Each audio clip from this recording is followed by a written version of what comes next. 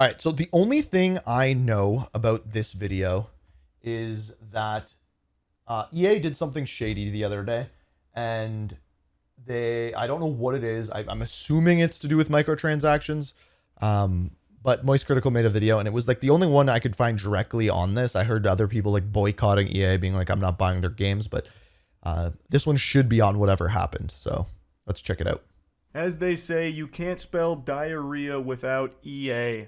And Very EA true. decided to throw their hat in the ring during this turmoil in the video games. Which is hilarious that like all of this stuff is going on, and EA is like, hey, we haven't been called horrible in a while. Our turn. With so many major companies coming forward and all collectively doing their best Cybertron cosplay and just imploding on themselves with these ridiculous decisions with their games and how they want to manage those. Oh, Shanbu, I don't know how to say her name. You're saying EA is adding ads into their games? Is that what this is about? It might They're be. all just putting their ass in their asshole and looking like fools in doing so. Most recently Xbox, before them Sony, before them Escape from Tarkov. Like it's true. And then we have Helldivers. You didn't even mention that I guess one. EA was feeling real lonely, just isolated on like the weird I guess was Sony. lunch table. Like, hey, we haven't done anything super stupid in like a couple weeks. It's our turn. Check this out. And their CEO comes forward honking his nose and pulling ribbon from his mouth and AI says, use in games. hey, we can't wait to ramp up generative AI in our games. Thinking that somehow this was like a slam dunk, like this is a good thing. Proud about. So I don't think, if this is the videos about alone, I might have an unpopular opinion on this. Video games are going to have more and more AI used to produce them. It's cost saving, and yeah, probably going out and announcing that, probably not the smartest. About putting AI in their games, which will inevitably lead to the loss of many jobs there. Yeah. It's something that people have been warning about for a long time, and it looks like we're starting to reach that point. And their CEO isn't even bother. He's not even giving a single iota of a fuck about trying to hide the fact that they are going hog wild into AI to start making their games. That is scary. And not only that, he wasn't satisfied with just that statement. He actually went to double tap our ass with another statement, this time about Battlefield, where he said that Battlefield is going to be another tremendous live service game. Oh my God. So in other words, this is about an executive being completely tone deaf. There's a thing going on in the community where everyone's getting laid off, and then and he steps in and goes, well, we're going to use more AI, so wait till you see what we're going to do with our staff. And then people are upset about live service games, another big one. And he goes, wait till you see Battlefield. It's going to be as live servicey as live service gets. He's so disconnected from reality. He's using the worst two words you can ever use in gaming. These are cardinal sins. This is like microtransactions, another good one. He's using AI proudly and live service proudly. Live service is almost like a slur in gaming at this point with how negative that connotation is. He's not wrong. According to this article, Andrew Wilson is saying that this is the largest Battlefield team in franchise history, with DICE, Criterion, Ripple Effect, and now Motive all working on it.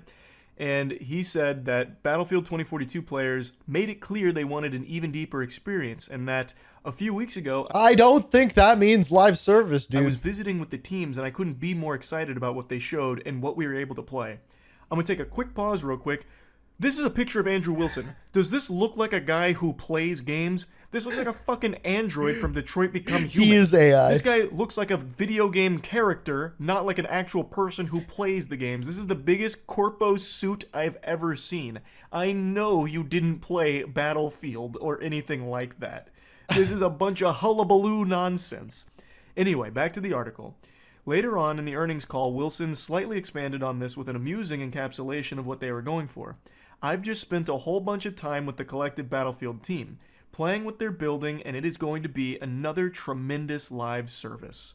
Another? Where was the first one? You don't have a tremendous live service. Battlefield 2042 was a joke at... The only one that they could really argue is Apex Legends, which is interesting because he has an Apex Legends team. Like, that's a live service game. Launch.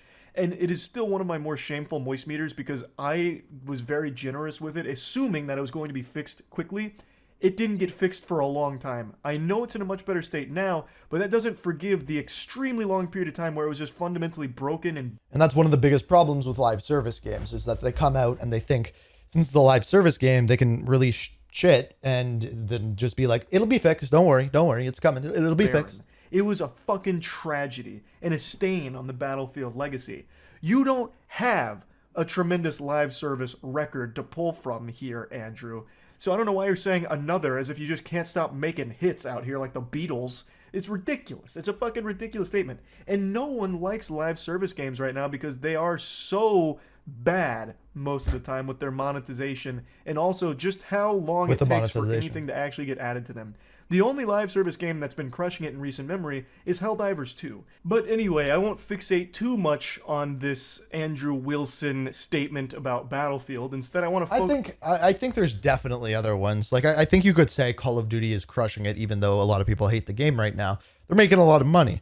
I think you could say Fortnite is crushing it. I don't know what the community thinks of that game currently, but you have that. Helldivers is the one that I think people are most happy with, if you will. And then Destiny is getting its final shape coming pretty soon. And that's definitely a live service. But from what I've heard, to play, if you're hopping in that game now, you have to like buy like 17 expansions to actually focus play on it. the generative AI statement, because that one is extraordinarily alarming for the entire video game industry. It is. Apparently wants it as quickly as possible. So it's coming. Brace yourself. And if you work in the industry, my heart is breaking for you. EA is not even being shy about it. Andrew Wilson thinks AI could be the holy grail for at least half of EA's development process. AKA, can't wait to start laying people off and saving money. Yeah, I think the second EA starts making all of their games have this huge AI integration in their development process. Yeah, what you said, it's not just EA, it's going to be every company. Yes, but the difference is he's coming out and being like, hey guys, look what I'm doing. Everyone's going to get fired because of those. Laying people off is the day Just that I will tone deaf. pirate every single EA game forever. Does EA honestly think people will support this? I think he is so disconnected from reality. Andrew Wilson probably thought that this was a major PR win. Yeah. AI, kids are going to love that shit. It's so new. Oh my God, it's like when Joe Biden and Trump argue with each other on TikTok with AI. People love it. They're going to love it in our games.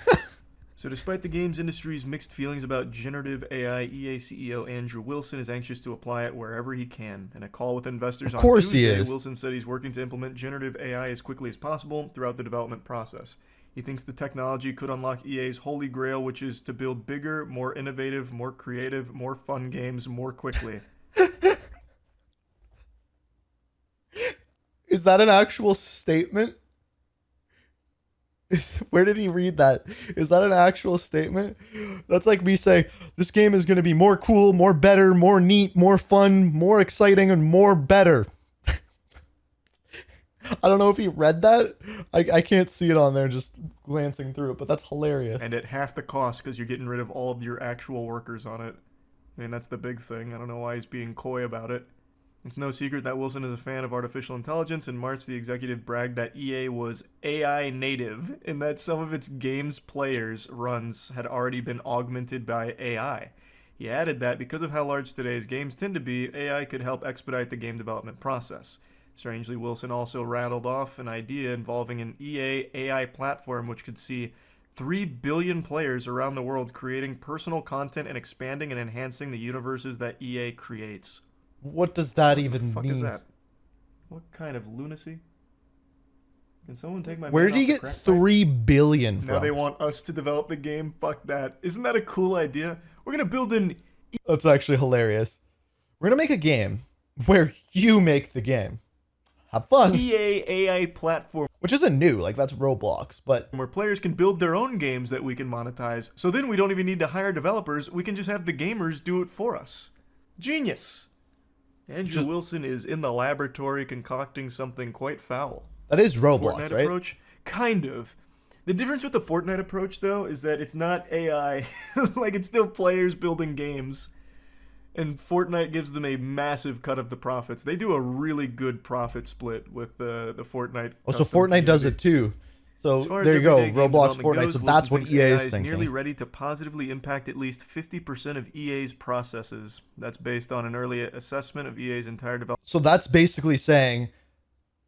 So it says, but as far as everyday game development, Wilson thinks that AI is nearly ready to positively impact at least 50% of EA's processes. So does that mean that they are going to fire 50% of their staff based off of this? Development pipeline, according to Wilson's investor call comments on Tuesday. As we think about the first pillar of generative AI for us, we're really looking at how it can make us more efficient, how it can give our developers more power, how it can give them back more time and allow them to get to the fun more quickly. And we've got teams across the company really looking to execute that. Those are quotes. We'll get to the fun That's more not quickly. How it's going to be used, Andrew. Don't you ever lie to me again. It's a cost-cutting measure. I've said this before. I think AI can be a really good tool, especially in game development, for some of the grunt work that they just put people on for the sake of having them do something, but no one really likes doing it. So, like, random world NPCs coming up with just throwaway dialogue lines, you can just delegate that to an AI. Is the cost of AI development games cheaper than if they were made by humans? I'm sure there is a licensing fee you have to pay to use AI. I heard a thing recently where it's to hire a game developer, it's going to cost a company about $10,000 a month.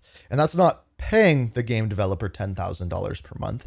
That is including the building that they're working from, all of the various different programs that they use that they have to pay for, the cost of electricity, feeding people, staff kitchen, everything like that, about $10,000 per month. There is no way licensing AI software, also they probably make some in-house, let's be honest, would be that expensive. There's no way. So, yeah, like cutting costs, like you cut 10 people who are developers, you're saving over $1 million a year.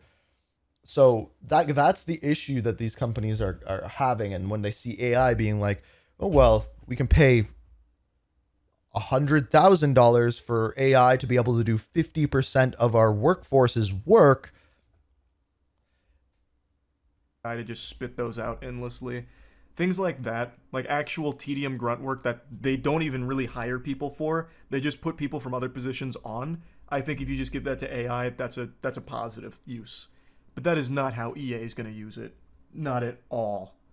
That is not what they're going to use it for. Of course not. Like I mentioned on stream, there is actual good usage for AI in game development if you give it as a tool to the developers themselves as opposed to replacing them with it, which I think is the long-term goal for companies like EA.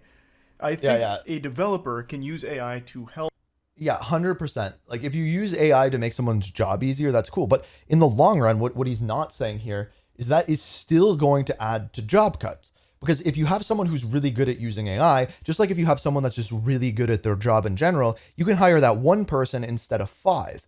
So if all of a sudden one person can do 5 people's jobs because of the use of AI, like this isn't a problem this is a problem that every industry is going to have. And like gaming is going to be one of them. But the total idea that the EA CEO comes in and says, oh, well, this is going to replace 50% of our workforce, that is a big problem. Ease the burden of some of the more tedious processes, like I mentioned with like throwaway dialogue and NPCs, or lip syncing. So I didn't know this until Stream mentioned it, but apparently Final Fantasy VII Rebirth used AI to help with lip syncing. That is another positive use I can see for it, because at that point it is a tool being used by the developers to help in their art. It's not taking away any jobs, because it's not like they were going to bring on a lip syncing specialist. It was going to still be the exact same team, with many of them just having to bite down and just fucking grit their teeth and just do the tedious lip syncing chores. Whereas with AI, they can just give that grunt work to the AI. It doesn't take away any jobs. It doesn't step on any creative toes or anything. So here's where I disagree with what he's saying. So specifically for that circumstance, they're talking about having to lip sync a game. So say, for example, the same team, say there's 15 people working on that art team or what animation team. And those 15 people are trying to lip sync these characters. If they didn't have this AI tool, let's call it, that might take them 3 months. But they have this tool, so instead it takes them 1 month. Now, those 15 people might have had a job for 2 months longer or got paid for 2 months longer because they were doing the grunt work. But still, AI is taking that away from them, making it easier. So it's not like a company is just going to pay them to do nothing. Now, maybe, yeah, they have other tasks that they can do. And yeah, maybe the game gets to come out earlier, but you're still taking away a job. Like that's still happening.